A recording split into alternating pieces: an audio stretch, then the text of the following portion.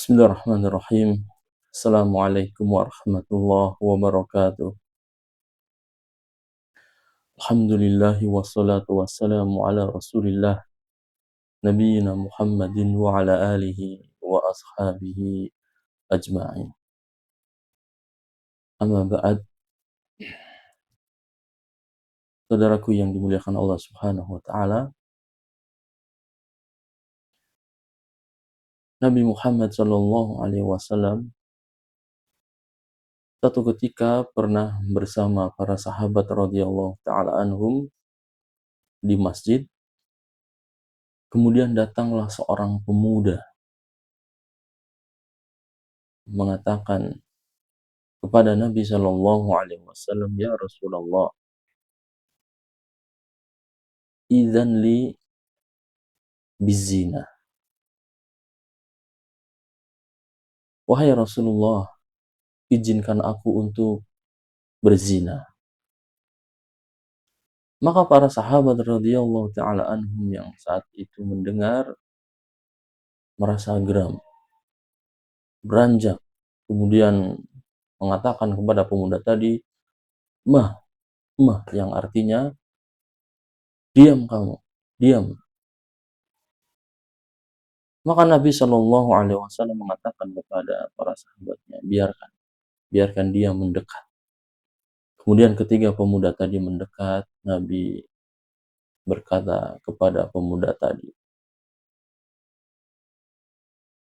bagaimana pendapatmu apabila ibumu diperlakukan seperti itu, yaitu dizinai sama orang lain? Maka pemuda tadi mengatakan, Allah, demi Allah,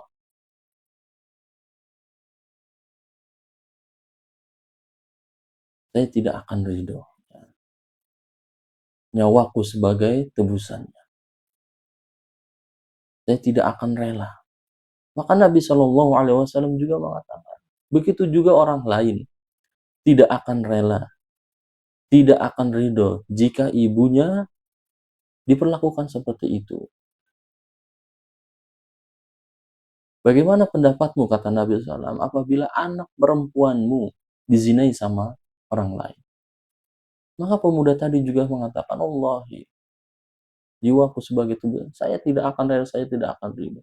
Maka Nabi SAW juga mengatakan, begitu pula orang lain tidak akan rela, tidak akan ridho jika anak perempuannya diperlakukan seperti itu sama orang lain. Bagaimana jika bibimu, bagaimana jika saudarimu diperlakukan seperti itu, dizinai sama orang lain?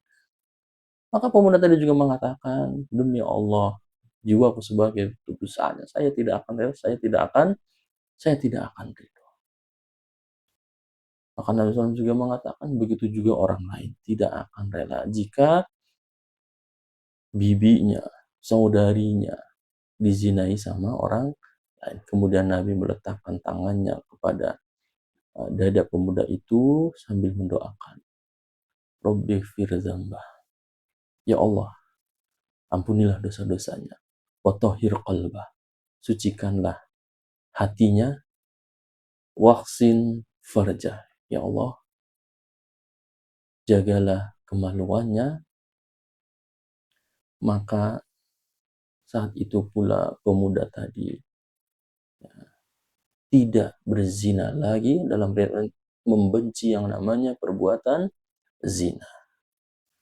Saudaraku yang dimuliakan Allah Subhanahu wa taala. Ya, kita tahu bersama, dosa zina dosa yang sangat besar sekali. Kisah tadi disebutkan oleh Imam Ahmad ya, dengan sanadnya yang sahih. Dosa zina dosa yang sangat besar, bahkan Allah Subhanahu wa taala di dalam surat Al-Isra tidak menyebutkan langsung jangan engkau tinggalkan zina, tapi Allah berfirman, wala taqrabuz zina innahu kana fahishatan wa sa'a sabila.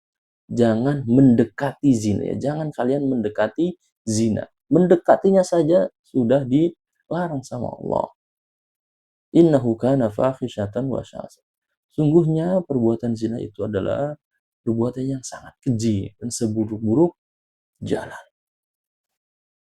Maka hal-hal yang membuat seseorang terjerumus ke dalam perbuatan zina, itu harus ditinggalkan, harus dijauhi. Mendekatinya saja tidak boleh. Hati-hati dengan handphone kita, yang di situ banyak ya, yang bisa menjerumuskan kita dalam perbuatan tersebut kalau kita tidak menjaga mata kita.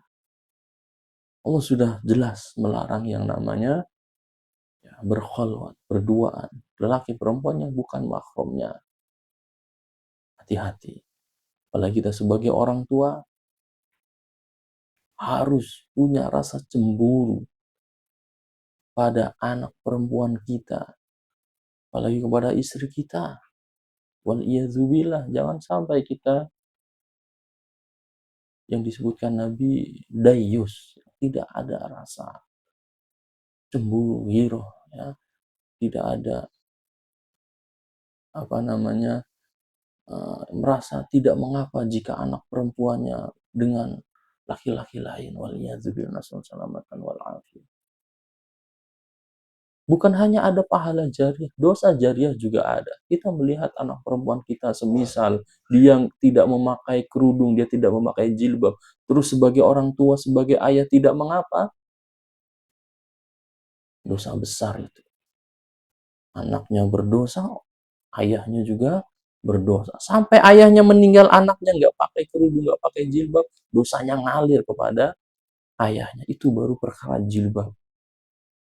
Apalagi yang lebih dari itu. Padahal Nabi Shallallahu Alaihi Wasallam mengajarkan kepada kita, jika kita melihat kemungkaran, ubahlah dengan tangan. Tanganmu kalau kamu mampu. Man ra'a minkum munkaron falyughayyirhu biyadihi. Fa illam yastati fa bilisani, fa illam yastati fa biqalbihi wa dzalika adhaful iman. Siapa saja di antara kalian yang melihat kemungkaran, maka hentikan dengan tangannya kalau mampu. Kalau nggak mampu, dengan lisannya. Berikan nasihat, tegur. Kalau nggak mampu, ingkari dengan hati. Ya. Maka hendaknya kita menjaga diri kita dan keluarga kita dari api neraka. Allah berfirman, ya ayyuhalladzina amanu qu anfusakum wa ahlikum nar wa quduhan nas wal hijarah 'alaiha malaikatun ghilazun syidadun la ya'sunallaha amarahum wa yaf'aluna ma yu'marun.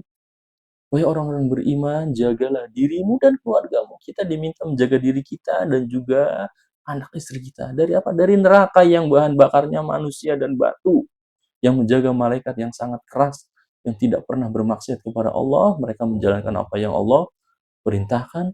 Semoga Allah Subhanahu wa Ta'ala berikan hidayah taufiknya kepada kita, kepada keluarga kita, kepada saudara kita, kepada kaum muslimin secara umum, agar bisa menjadi hamba Allah yang bertakwa, takut kepada Allah dimanapun kita berada, kala sedang di keramaian ataupun sedang sendiri. Dan Allah menjaga kita dari perbuatan yang sangat keji, yaitu perbuatan zina. Allahu a'lam bishawab. Semoga ada manfaatnya. Wassallallahu wasallam ala nabiyyina Muhammadin wa alihi washabbihi ajma'in. Assalamualaikum warahmatullahi wabarakatuh.